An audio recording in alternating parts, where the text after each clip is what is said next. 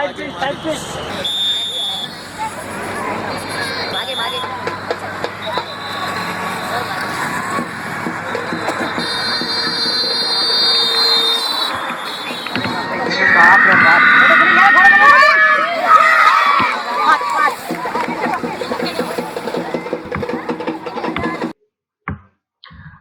everyone to my post-race assessment and analysis of the giant Starkenn Nashik Peloton, which I just got back from over the weekend. I placed second in this race, and what I'll be talking to you over this video is the heart rate and the experience I had in this race, how the dynamics of this race played out. To start off, I just want to give you an overview of the race. It was a 50-kilometer race. It was shortened to 49.2 because they wanted to avoid the bad road. I had an average speed of 36.8, which is not very fast. In fact, it's quite slow, and this is one of the things I wanted to discuss with you as to how the peloton wasn't really pushing each other in this race. And that's something I found a little disappointing. Right, my heart rate, an average of 173 beats per minute for my body is not very high, because my max heart rate is around 215 beats per minute. And if I can give you a comparison to show you how less of an effort was put in this race, I was riding at tempo, which is just about it's not very high. It's just Z3 for me, and I went to threshold just for 7% of the race, whereas I have not even gone anaerobic in this race at all. It is about 206 beats per minute for my heart rate. In comparison, if I give you the example of the Thane Mayor's race, which is a really intense race, you can look at this data, in which I have gone at threshold, which is my Z4 for 54% of the race, and I even went anaerobic for 11 seconds of the race, because anaerobic you cannot sustain for a long time, and this is a longer race. It's a 64-kilometer race. So the Thane Mayor's race was really intense. It really demanded that you push yourself, and I finished third in that race. But in the Nashik Peloton, you can see, I have not even gone threshold for 7% of the race, just 5 minutes of the race, which is barely anything. And I found this a little disappointing, because the peloton is supposed to push the whole the group forward again by attacking again and again and again. And there were some attacks in this race. There was even a solo effort by one of the riders, but I don't think it was as intense as it could have been made. But we'll talk about that, and we'll talk about what strategies we used over the course of this video. So I want to share with you the race route first, and we'll get into that as well. So I'll start by giving you an idea of the route that we did, and this video just has an overview of the whole race in a graphical representation, and it won't give you an idea of the elevation that we faced, but it will give you an idea of the rough topography that we had in this race. So we started off in the outskirts of Nashik, and we moved towards Trimbakeshwar. So the route had the first 15 kilometers were a gradual climb. So our speed was not very high, although the power that we had to generate was higher. In fact, you see, in the very beginning, I have generated about 1100 watts of power. So the race saw about 400 meters of elevation gain, and at this point you can see us going through the mountainous region, a few climb areas, and you see the highest point being at around 805 meters. So after we come back, when we take the U-turn, at the same point we get a descent, so our speed increases quite a lot. So the average speed we got was about 37 kilometers an hour for the podium finishers. But from this point onwards, you'll see that the speed is just shooting through now. Now the whole race is taking a much faster pace as we move to the finish line.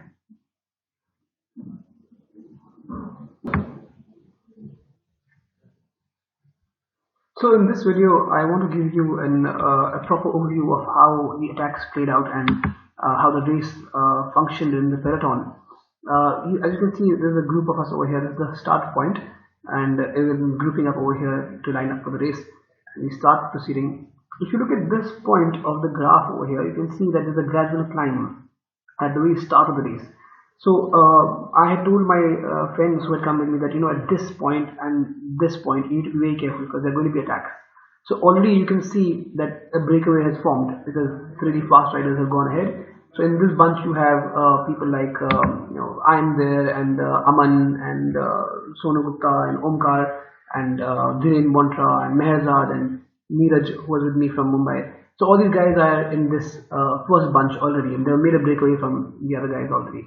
So this point, the black dot that you see is me and everyone else in the first bunch.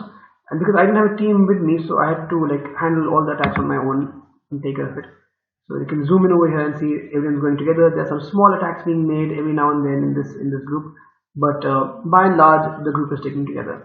So you can see that a significant gap is formed already with the peloton. So as we approach this point, the first climb, you'll see significant attacks happening now over here.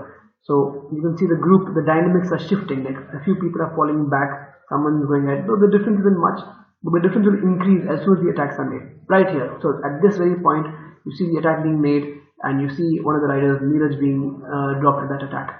So along with Neeraj, there are a couple of other riders over there. I think Yash is also with him. And this attack is intense, so you need to be ready for the attack, otherwise you're going to get dropped. And over the course of the race, you will see riders getting dropped at different points. So you see a gap being formed. This is the second bunch now over here. It says Yash, Neeraj, and a few other people. And this is the first bunch moving on. And now you can see some riders weakening again. So as you approach the next climb over here, you will see the gap forming because another attack is about to come. And I think this is Aman over here. Let's just find out. Yeah, that's Aman. So Aman, exactly at that point, you see the attack, the attack being launched over here, and you see the next rider being dropped. So one of the riders, I think this is Sonu Gupta, who's trying to make a breakaway over here. So he made a breakaway successfully, but the mistake I feel he made was that he made a solo breakaway. And throughout the peloton, we just kept him in our sight. Like we knew we can catch him whenever we want to, because it's a peloton. You can't really take on an entire peloton. So you see Sonu taking the lead over here, and he made a breakaway, but no one from the peloton is coming up to chase him. And I tried doing that a couple of times, but no one was willing to cooperate, and everyone had their own game plan. So I knew that if I want, I can catch Sonu soon enough, and there's a climb coming up, because on the way when we're coming back, when we're coming from this, the first half of the race, I'd seen there's a climb over here, there's a descent over here. So while going back, there'll be a climb, which is somewhere at this point over here. So this climb, these two climbs that you see, these big ones, I knew that if I had to catch him, I'll just push hard over here and I'll catch him. There's no point wasting energy right now and helping someone else draft behind me, because no one in the peloton was willing to chase. The only exception was Meherzad, who was working for his team, and he was willing to give the chase. But apart from Meherzad and maybe with Dhiren in the second half, no one else really wanted to like chase Sonu down. So you see at this point now, he's taken the U-turn, he's pushing really hard going solo, and I'm on his tail. So I decided to start pushing now as we come to the climb, and you see us bridging in that gap. So as we get to the climb, you'll see us eating him in, like we're absorbing, the peloton is just absorbing this rider, and it's brutal, it's painful. And he's been pushing hard, and the peloton's coming in on him, and at the top of the climb you can see we have absorbed him. Like it's just like an amoebal a digestion, the way the peloton works. It just takes you in, it eats you up and spits you out. So you see the pace of the race is now increasing considerably as we move towards the end. And at this point, I should have launched a sprint, because it's hardly a kilometer to go, hardly a kilometer, 2 kilometers to go, and we should have just gone all out at this point. The mistake I made at this point was that I waited for someone else to launch the attack, because I thought that maybe they'll be on my tail. Because throughout the race in the first half, there was hardly anyone who was attacking. So I thought everyone's going to be fresh, and I shouldn't launch my attack yet. But that's a mistake, and I should have just trusted my numbers, launched my attack, and finished it off in style. But nevertheless, I finished second, and this is the point where attacks started getting launched, and zooming in, and the race ends over there. So I have a video that I want to share with you guys, which is taken in the middle of the race, in which you'll get an idea of how the race played out and the dynamics of the race. And over here you can see, I'm looking back constantly. This is when one of the riders has already made a breakaway. So I'm looking back on my wheels to see who's willing to cooperate, and I'm talking to the riders and asking them, let's work together, let's chase him. But everyone had their own game plan, and no one wanted to chase him. So they had already come up with the idea on how they wanted to play about.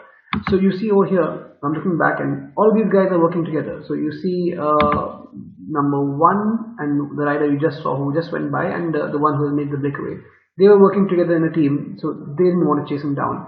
And towards the end, you see Dhiren and Mehrzad, who are also in a team. And the benefit you get of having a team is your team helps you draft behind the worker, the person who's doing the work for you, so that you stay fresh and you can make the final sprint. And if there's any chase to be made, the team will help you make that chase. So that's the benefit. And since an attack has already been made, it's difficult for someone. So this rider came up to me and I told him, let's work together, let's chase him. But I did not know that this rider was already in another team when they didn't want to chase him. So they were working on just conserving their energy and waiting for someone else to make the chase.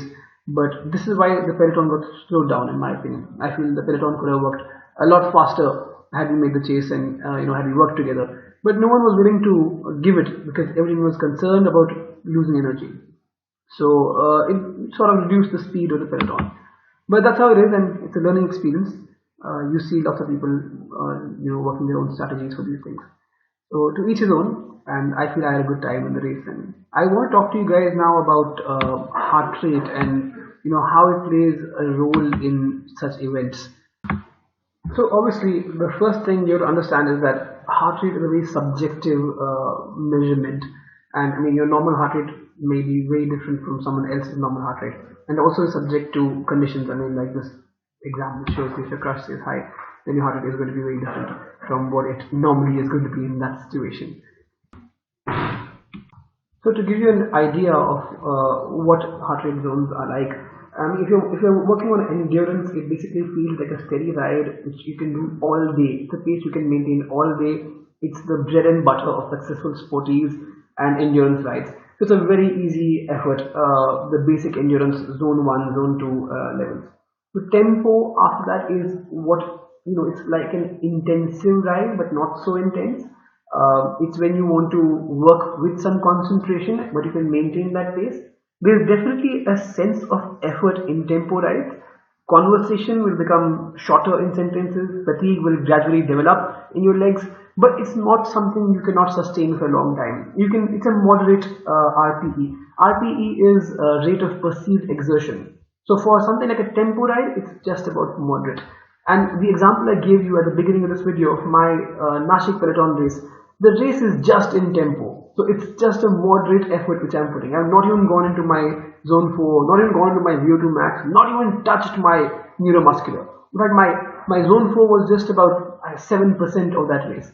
Whereas in the Thane race, it's a much different effort. So after that you have VO2 max. Just to explain this to you what it means. VO2 max will feel like you're pushing really hard. It requires a high level of effort and it requires a lot of focus. There's very little scope for communication. If you can't talk, communication is one barometer that you can use to measure how hard you're going. And 3 to 8 minutes in duration is what you can hold VO2 max for. It's really hard to hold it. And beyond VO2 max is something which is known as anaerobic capacity, neuromuscular capacity, which is like 100% sprint. Anaerobic is not shown in this diagram, but that's like 100% sprint effort. And beyond that is your neuromuscular, which is extremely hard. Now this graph that I'm showing you is for someone who has a max heart rate of 181 beats per minute. Someone like me, I have a max heart rate of 215 beats per minute. So the numbers will change accordingly.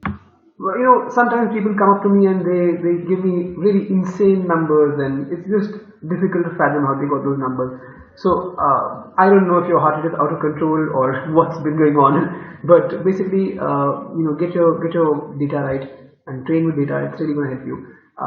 That's it for me for this race, guys, and I will leave you with the final sprint of the race. Watch out for me. I am that there's a very cool rider in red, and that's the guy you have to watch out for. He's a man. So see you guys until next race. I had a good time in this race. Good fun meeting all the new riders and all new faces and new people. So I'm looking forward to the next race, and I will make some video for you guys in that as well. Thank you for tuning in. Side fish.